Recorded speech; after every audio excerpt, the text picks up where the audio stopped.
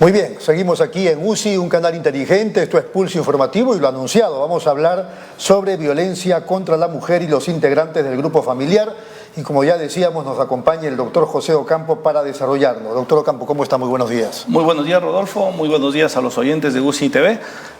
Es un tema muy álgido, que se ha recrudecido en este tema de la pandemia. Es cierto, se ha subido más todavía. Sí, efectivamente, porque justamente la convivencia hace que esta situación se vuelva una espiral de violencia. Entonces, la ley se ha puesto en dos supuestos. Primero, en dar una sanción penal por un lado, pero también dar medidas de protección.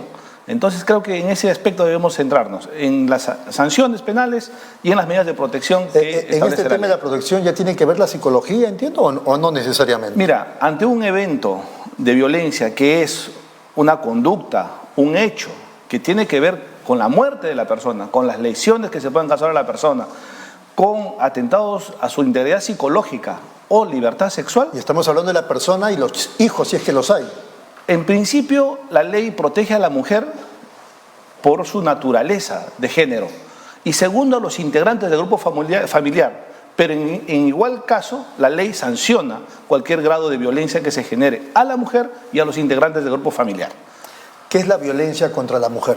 Lo que te acabo de decir, que efectivamente es desplegar una conducta para causarle daño, la muerte. Por ejemplo, sin llegar a la muerte, pero una violencia familiar.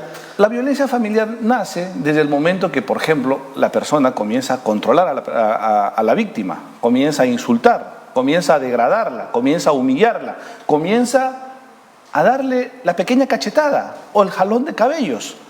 Y de ahí viene esa espiral que se va generando y termina en agresión física. Entonces, y a veces en la muerte. Mucho cuidado con la dependencia. Lamentablemente, eso termina en feminicidio. Entonces, creo que la salud mental en el Perú está muy deteriorada. ¿Esos cuadros en qué niveles socioeconómicos se ve más? Mira, aunque parezca mentira, creo que también se da en los socioeconómicos medios altos, en una escala de un 20-30%. Evidentemente, en los asentamientos humanos, en los pueblos jóvenes es mucho más. Razón por la que hay todo un sistema ya de protección que se ha generado a nivel de la Policía Nacional, Ministerio Público y los juzgados especializados, ¿no? ¿Cómo se reconocen los actos de violencia psicológica? Justamente lo que hablábamos, ¿no? El tema de control, el tema de dependencia, porque el agresor quiere tomar control de todas las decisiones que pueda tomar la persona, hasta en el modo de vestirse, controlar sus llamadas telefónicas, con quién habla, revisar los mensajes de texto. Entonces, todo eso son actos que al final constituyen una afectación a tu intimidad, a tu desarrollo como persona y a tu personalidad. Si la víctima no puede denunciar, ¿alguien lo puede hacer por ella? Por supuesto, Rodolfo, esa es una muy buena pregunta, te lo agradezco, ¿verdad? Porque hay la mujer sometida, la mujer agredida o el integrante del grupo familiar que no pueda denunciar, lo puede hacer un familiar, lo puede hacer un tercero, un vecino que escuche los gritos, el auxilio, puede pedir la intervención de la policía, también lo puede hacer el defensor del pueblo, también lo puede hacer el fiscal que se entere, y es muy sencillo en verdad. O sea, esta norma no es rígida, puedes hacer una denuncia verbal y la policía está en la obligación de tomarte tu denuncia, el fiscal o el juez de familia. Yo he visto casos de actos de violencia, la mujer hace la denuncia o la policía acude en su defensa, pero después retira la denuncia. Eso sucedía en la norma anterior. A partir del 2015 que se da esta norma, y a partir de su texto ordenado que se da en el 2019, ya no hay ni conciliación ni retiro de denuncia. ¿Sabes por qué, Rodolfo? ¿No le permiten? No le permiten. ¿Sabes por qué? Porque acá hay afectación de derechos fundamentales, como es la integridad física, la salud, porque de hecho que esto ya se ha tipificado como delito. Entonces es perseguible de oficio. Yo te comentaba antes de entrar al detalle, la norma establece, para los casos de feminicidio, penas hasta 35 años. Pero para las lesiones graves, penas entre 12 años. Fuerte, ¿eh? Fuerte. Entonces, penas, digamos, para las lesiones leves, 3 a 6 años. Y las que parecen faltas, el jalón de orejas, el golpearle la mano o hablarle fuerte, causarle un daño psicológico, tiene pena de 1 a 3 años. Entonces, creo que es bueno hacer un poco de docencia para que la víctima denuncie, 1, y 2, que el agresor sepa que una vez iniciado un proceso no hay vuelta atrás, no hay conciliación y no hay renuncia a seguir con el proceso. Claro, porque supongo que la lógica ya no es solamente la víctima, sino la sociedad que está, sí, digamos... y como te digo, la lógica es que hay derechos fundamentales, la integridad física, el derecho a la vida. Lo que te están trastocando es tu entorno personal, tu personalidad, con la manipulación, con la agresión, con la humillación, con el golpe.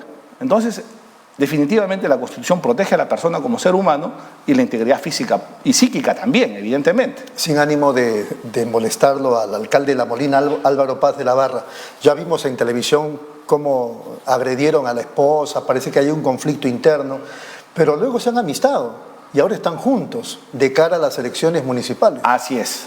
Por ejemplo, esos detalles creo que es muy típico de esa ebullición que se da. Primero la amenaza, primero el golpe, primero la ofensa. Llega un punto en el cual llegan las agresiones de máxima violencia y después viene la luna de miel. Y ese es el círculo vicioso de la cual no pueden salir muchas víctimas.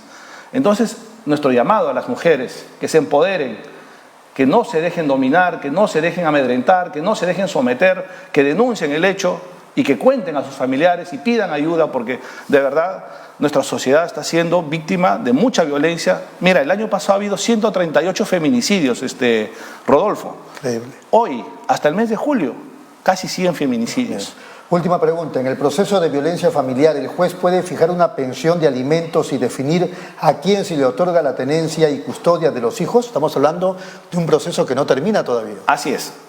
El juez tiene la facultad, primero, de tomar medidas de protección, como son retiro del agresor, prohibición de comunicación, prohibición de acercarse a la víctima, hasta hacer un inventario de los bienes si es que los hubiera. Y como medida cautelar, porque hay que cautelar el derecho de los niños, puede fijar una pensión de alimentos y decirle al victimario, ¿sabes qué? Tú puedes visitar a tu hijo de tal horario a tal horario. Y además decir a la madre, tú tienes la tenencia. Pero una recomendación, Rodolfo, cuando uno tiene esas medidas, son provisionales. Entonces, ¿por qué te digo esto? Porque ahí dice, no, ya tengo mi pensión de alimentos. No, tienes que ir al juez de paz a demandar tu pensión, porque ahí se va a fijar pensiones de vengadas, claro, y otros temas, ¿no? Entonces, esos son provisionales. Entonces, lo ideal es que después tú hagas tu demanda de tenencia, tu demanda de régimen de visitas. La mujer tiene que conocer eso. La mujer tiene que conocer, manejar esa información. Y tiene que dejar el miedo de un lado y recurrir a un familiar, a un amigo, o llamar a la línea 100, que es del Ministerio de la Mujer, y pedir ayuda. Muy bien, doctor Ocampo, ha sido muy amable, muchas gracias por su presencia, muy gentil. Ha sido el doctor José Ocampo, del estudio Ocampo y Bustamante, abogados asociados SAC. Señoras, señores, muchas gracias por la atención prestada. Regresamos el día lunes. No se olviden la mascarilla, el distanciamiento y el lavado de manos. Y no termine de vacunarse con su segunda dosis. Cuidado, no se trata solamente de una, son dos. Y con eso vamos a protegernos nosotros, nuestras familias y el país. Gracias, permiso.